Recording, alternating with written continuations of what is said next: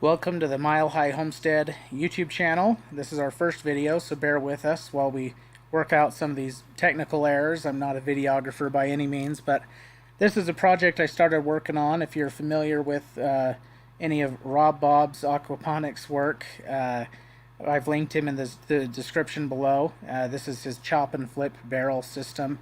We've got the fish here in the bottom part of the reservoir, a pump pumping water out. Now the purpose here of aquaponics, right, is we have this reservoir of fish, and the nitrates that they release in their excrement is going to be aerated and change form into nitrites, and then those nitrites will be accessed by the plants that we plant at the top level. So here we've got a little aerator just giving this part here just a little bit less pressure than it would otherwise if it was all taking the full force of the pump. And you can see I improvised a tad here with some Flex Seal tape and some hot glue just to get that tight. The bulkhead fittings at Home Depot were, I think, like 13 bucks. I didn't want to waste that on this, where I'm not too worried about it being watertight right there. The drain was a little more finicky. I found a $4 bulkhead fitting online. If you have any other suggestions for bulkhead fittings, let me know.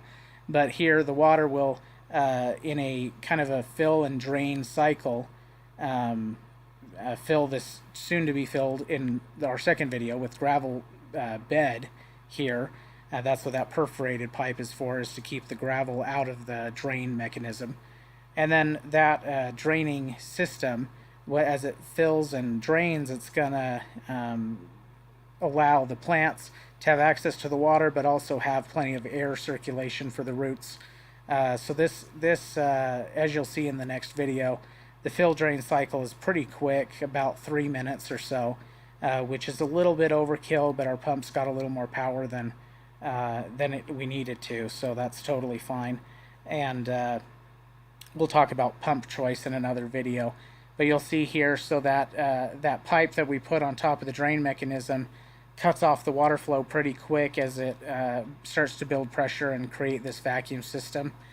And then once that vacuum is created, it's going to start drawing out the water from the bottom of that top part rather than just at the 5-inch level of the drain. So we end up having a pretty quick flood drain cycle where it's actually fully draining the top of the thing. So anyway, take a look at our next video, comment if you have any comments, whether it's, oh, that's awesome, or if you have a similar project that you've done, or anything else you'd like to see or questions you have. Please feel free. We have a lot of stuff. See, here we go. That's the activation of the siphon there. And so if you have any questions, feel free to comment. We're going to post a lot about tree pruning, aquaponics, gardening, and landscaping.